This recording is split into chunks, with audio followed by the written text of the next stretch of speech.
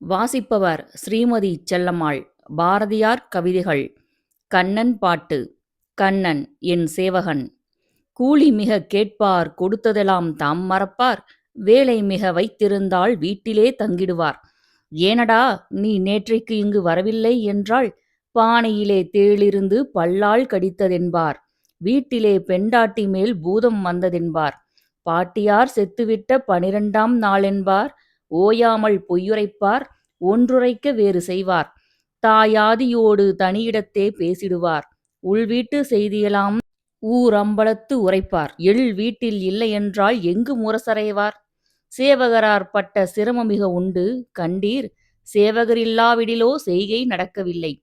இங்கிதனால் யானும் இடர்மிகுந்து வாடுகையில் எங்கிருந்தோ வந்தான் இடைசாதி நானென்றான்.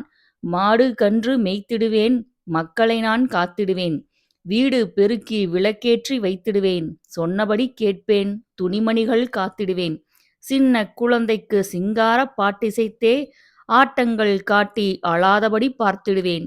காட்டு வழி ஆனாலும் கள்ளர் பயம் ஆனாலும் இரவில் பகலிலே எந்நேரம் ஆனாலும் சிரமத்தைப் பார்ப்பதில்லை தேவரீர் தம்முடனே சுற்றுவேன். தங்களுக்கோர் துன்பம் வராமல் காப்பேன். ஸ்ரீமதி செல்லம்மாள் தொடர்வாள். நன்றி, வணக்கம்.